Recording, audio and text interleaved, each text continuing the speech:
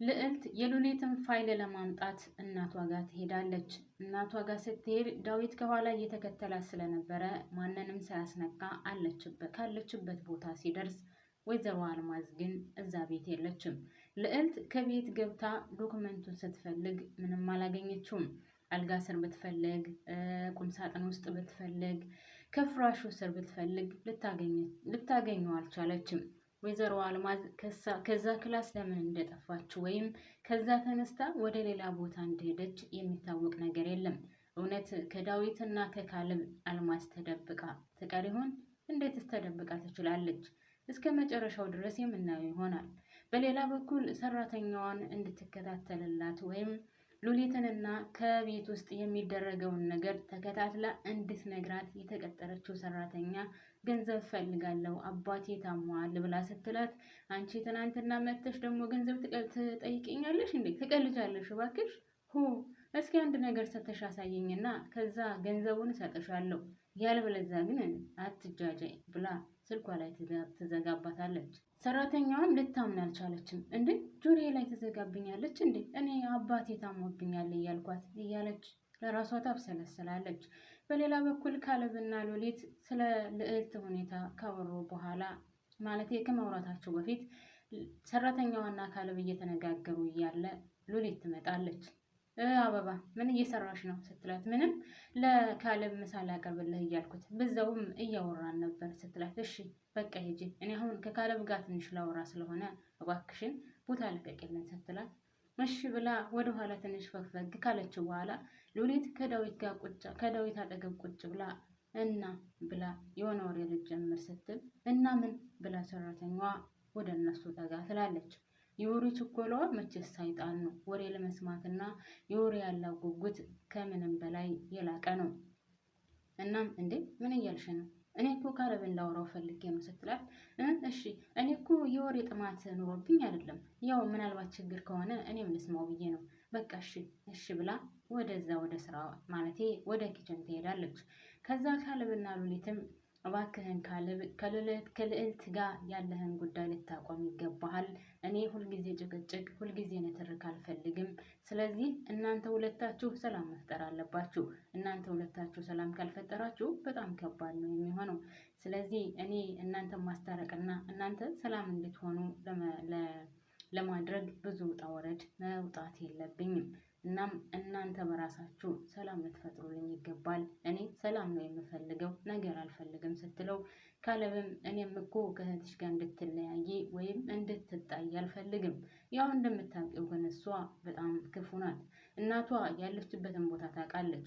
በዛ ላይ ደግሞ እየዋሸችሽ ነው ሲላት፣ ልዕልት መቼውንም ቢሆን አትዋሸኝም።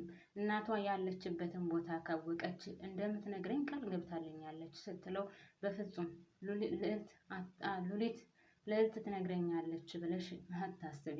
እሷ እናቷ ያለችበትን ቦታ ታውቃለች፣ ነገር ግን መናገር ስለማትፈልግ ነው። ዶክመንቱን ታመጣልኛለች ብለሽ እያሰብሽ ነው አይደል? ሞኝሽን ፈልጊ፣ አታመጣልሽም ሲላትኝ፣ እሷም አይ ልዕልት ቃል የገባችውን ነገር ታደርጋለች፣ አመጣልሻለሁ ብላለች፣ ታመጣልኛለች ስትለው፣ እስኪ ወደፊት የምናየው ይሆናል፣ እኔ ግን እንደዛ ብዬ አላስብም ሲላት፣ ለማንኛውም በቃ የሆነ ቦታ የሚሄድበት አለኝ ስትለው፣ የት ልትሄጂ ነው ብሎ ሲጠይቃት፣ የሆነ የምጨራርሰው ጉዳይ አለኝ፣ እናም እዛ ደርሼ እመጣለሁ ብላው ትታው ትሄዳለች። እሱም በጣም ግራ ተጋብቶ ሉሊት ለሱ ብዙም ግልጽ አልሆነችለትም። ለዳዊት ግልጽ እንደሆነችው ለካሌብ በፍጹም ግልጽ ልትሆንለት አልቻለችም። ለዳዊት ሁሉንም ነገር ትነግረዋለች። መስራት የምትፈልገውን፣ የምታቅደውን፣ ወደፊት ምን ማድረግ እንዳለባት የምታስበውን ሁሉ ለዳዊት ታማክረዋለች። ለካሌብ ግን የሆነ ቦታ ደርሼ ልመጣ፣ የሆነ ጉዳይ የማስጨርሰዋለኝ እያለች እንደዚህ እያለችው ብቻ ነው የምትወጣው። የትም ቦታ ብትሄድ እንኳን ይዛው አትሄድም። ነገር ግን ያው እንደምትወደውና ወደፊት አብራው እንደምትኖር ትናገራለች። ነገርየው ግን ሀሳቧ ወይም ደግሞ ማድረግ ወይም መስራት የምትፈልገውን ነገር ለዳዊት ነው የምታማክረው። እናም እሷም በቃ ቻው ብላ ትታው ትሄዳለች። መንገድ ላይ ስትሄድ ከርቀት ሰራተኛዋን ታገኛታለች። ያው ሰራተኛዋም አባቷ ታሞባት ስለነበረ ካሌብ ብር ስለሰጣት እሱን ባንክ አስገብታ ስትመለስ ነው ያገኘቻት። እንደዛም ጠያይቃት ምናምን ምንድነው የተፈጠረው የት ሄደሽ ነው ምናምን ብላ ስትጠይቃት ያው አባቷ እንደታመመባትና ብር አስገብታ እንደተመለሰች ስትነግራት እና ታዲያ እንደዛ ከሆነ ለምን እንደኔ ያልነገርሽኝም ማግዝሽ አልነበር ብላት ነበር። ሉሊት በጣም መልካምና የዋህ ቅን ልጅ ናት። ነገር ግን በየዋህነቷና በመልካምነቷ በጣም እየጎዷት ነው ያሉት። በተለይ ወይዘሮ አልማዝ ሞኝነቷንና የዋህነቷን ወይም የቅርባይነቷን እያየች እየጎዳቻት ነው። አሁን ሉሊትም ራሱ ተነስታለች። በማያገባትና በማይመለከታት እኔ ካልፈቀድኩ ከካሌብ ጋር መሆን አትችይም፣ ካሌብ ላንቺ አይሆንሽም፣ ካሌብ መጥፎ ነው፣ እህቴ ገደል እየገባች ዝም ብዬ አላያትም። ስለዚህ አንቺ ባትፈልጊም እንኳን በፍጹም ከካሌብ ጋር ልትሆኚ አትችይም እያለቻት ነው። ምርጫው የራሷ የሉሊት ነው። ነገር ግን በሰው ምርጫ ገብታ እኔ ካልመረጥኩልሽ እኔ ያልኩት ካልሆነ እያለች ከሉሊት ጋርም እየተጨቃጨቀች ነው ይመስለኛል። ከአሁን በኋላ እርግጠኛ ነኝ ልዕልትና እናቷ አንድ ላይ ሆነው ካሌብን ስለምትጠላ ልዕልት ትጎዳችኋለች ብዬ አስባለሁኝ። አሁን ወይዘሮ አልማዝ የት እንዳለች አይታወቅም፣ ወይም የት እንደሄደች አይታወቅም። ዳዊትና ልዕልት ተፋጠዋል።